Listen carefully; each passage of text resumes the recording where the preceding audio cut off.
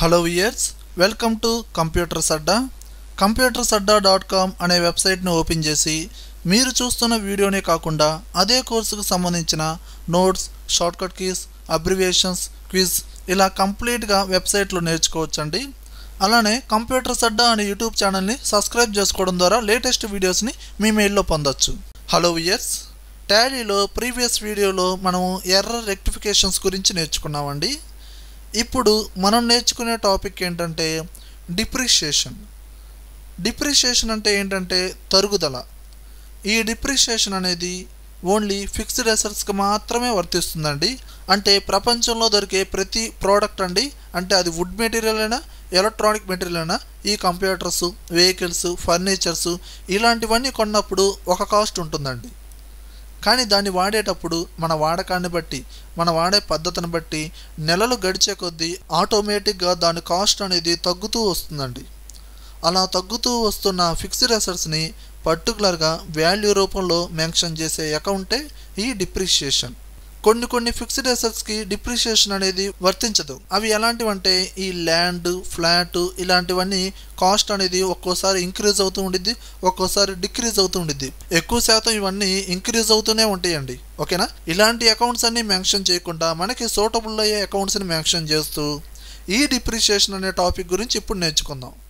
మరి టాలీలో ఈ fixed assets మీద డిప్రిషియేషన్ ఏ విధంగా ఎంట్రీస్ చేస్తాము, దీనికి ఏ షార్ట్కట్ కీ వాడతాము, అసలు ఈ టాలీలో ఈ టాపిక్ గురించి నేర్చుకోవాలి అంటే ఎగ్జాంపుల్గా ఒక ప్రాబ్లం అనేది కావాలి. కాబట్టి ఈ వీడియో కింద ఈ డిస్క్రిప్షన్లో ఈ ప్రాబ్లమ్స్ లింక్ ఇచ్చానండి, వెంటనే బుక్లో నోట్ చేసుకోండి. అలానే టాలీకి సంబంధించిన షార్ట్ కట్స్ కూడా ఇచ్చానండి, చూడండి.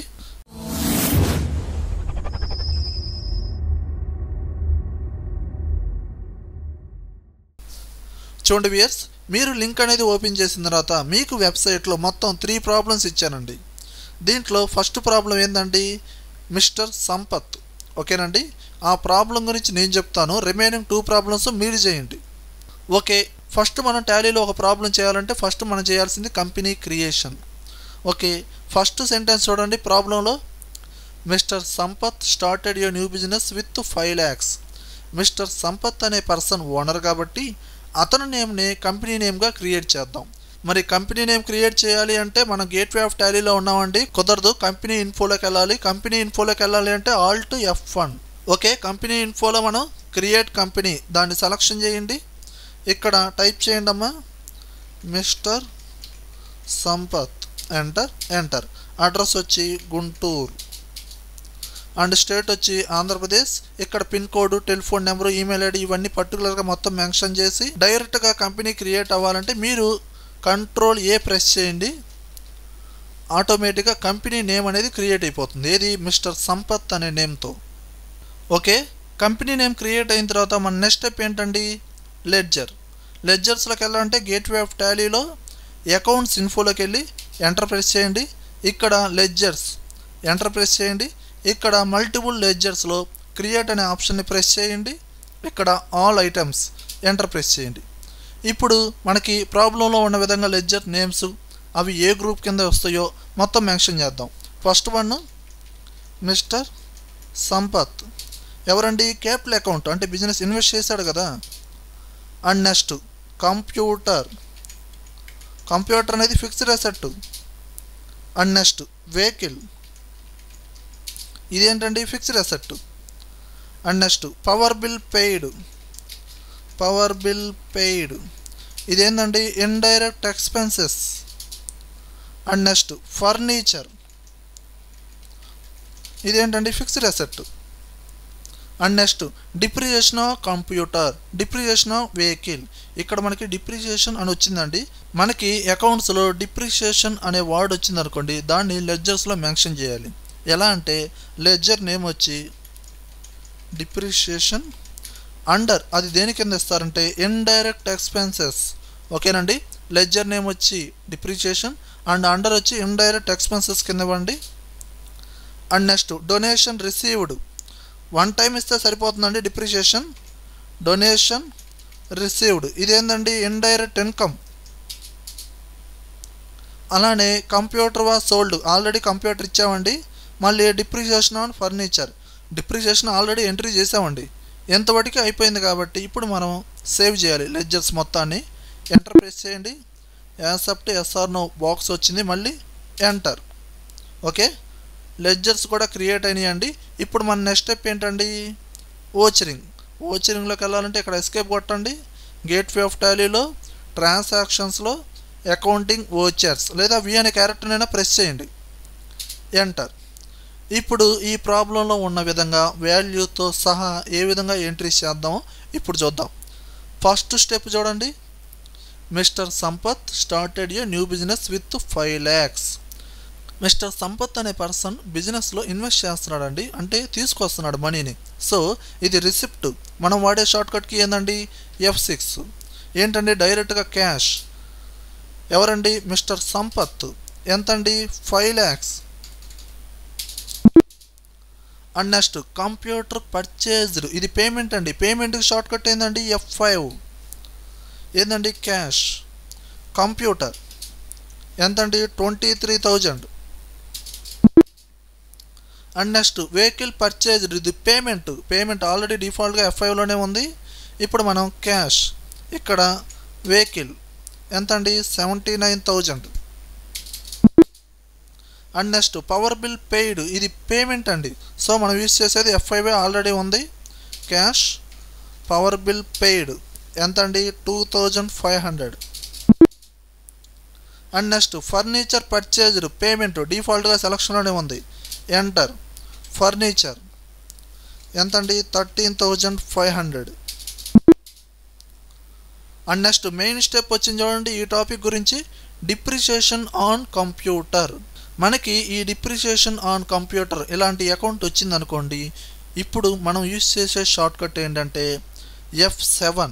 దీన్ని జనరల్ అకౌంట్ అంటారు. ఓకేనండి, ఇప్పటిదాకా మనము పేమెంట్ F5 వాడాం, రిసిప్ట్కి F6 వాడాం, అలానే కాంట్రా బ్యాంక్ టు బ్యాంక్ ట్రాన్సాక్షన్కి F4 వాడాం. ఇప్పుడు మనం ఏం వాడుతున్నాం, F7, ఏది ఈ డిప్రిసియేషన్కి. మరి ఈ అకౌంట్ని ఏ విధంగా ఎంట్రీ చేద్దాం ఒకసారి చూద్దామా. చూడండి, ఇక్కడ మనకు మొత్తం 2 స్టెప్స్ వచ్చినాయండి. ఇప్పుడు ఫస్ట్ దాంట్లో ఏం చేస్తామంటే ఇక్కడ మనం డిప్రిసియేషన్ మెన్షన్ చేయాలి. డిప్రిసియేషన్ దీన్ని సెలెక్షన్ చేయండి. ఇక్కడ ఎంతండి మనకు కట్ అవుతుంది కంప్యూటర్లో, 1,500.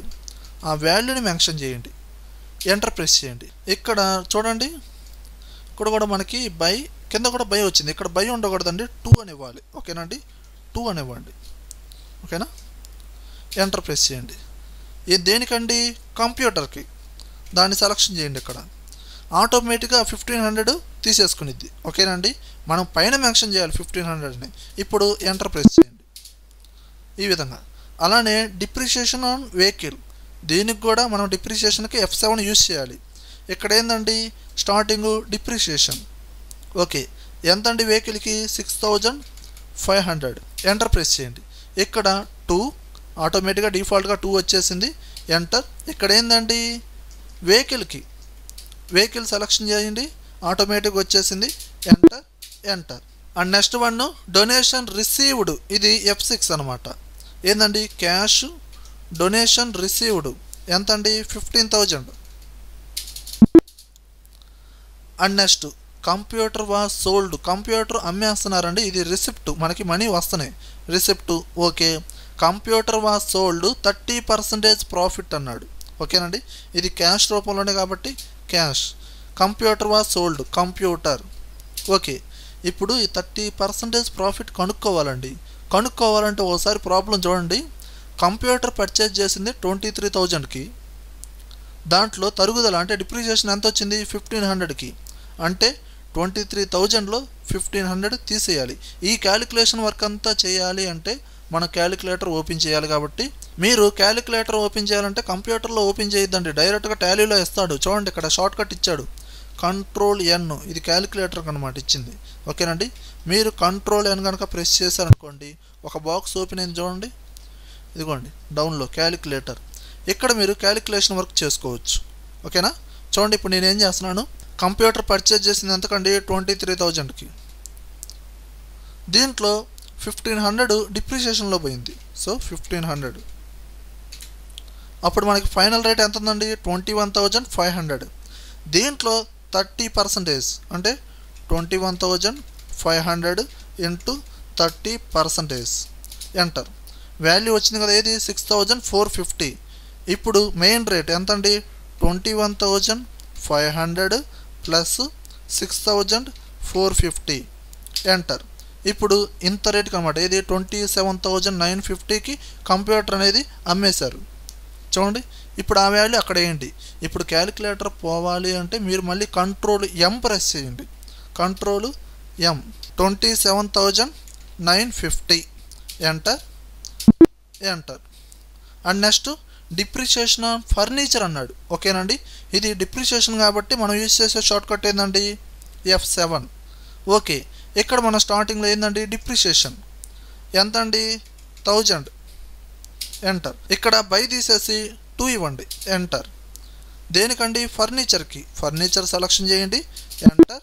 ఎంటర్. ఇప్పుడు ఎంట్రీస్ మొత్తం అయిపోయినాయా లేవా, ఎంట్రీస్ మొత్తం కంప్లీట్ అయినాయి కాబట్టి ఇప్పుడు మీరు ఎస్కేప్ కొట్టండి. ఇప్పుడు మనకు అసలు ప్రాఫిట్ వచ్చిందా లాస్ వచ్చిందా చెక్ చేయాలి అంటే బ్యాలెన్స్ షీట్లోకి వెళ్ళాలి. మీరు డైరెక్ట్గా బ్యాలెన్స్ షీట్ అయినా ప్రెస్ చేయండి, లేదా బి అనే క్యారెక్టర్ అయినా ప్రెస్ చేయండి. ఎంటర్. చూడండి, మనకి లెఫ్ట్ సైడ్లో అమౌంట్ వచ్చింది కాబట్టి మనకు వచ్చింది ప్రాఫిట్ 3,500. ఓకేనా, ఈ విధంగా మనం చూసుకోవచ్చు. ఇలా టోటల్ అయినా ప్రాఫిట్ అండ్ లాస్ అయినా ఈ విధంగా మొత్తం డిస్ప్లే అవుతూ ఉంటాయి. అలానే ఇక్కడ చూడండి, మనకి రైట్ సైడ్లో ఫిక్స్డ్ అసెట్స్, దీని మీద ప్రెస్ చేసామనుకోండి కంప్యూటర్, ఫర్నిచర్, వెహికల్ ఎంతెందుకు పర్చేజ్ చేసాం ఏందనేది కూడా ఇక్కడ డిస్ప్లే అవుతూ ఉండిద్ది. ఈ విధంగా టాలీలో ఈ డిప్రిషియేషన్ అనే టాపిక్, ఈ అకౌంట్స్ ఈ విధంగా ఎంట్రీస్ చేయొచ్చండి. నెక్స్ట్ వీడియోలో మనం పార్ట్నర్షిప్ గురించి చెప్పుకుందాం. Okay viewers.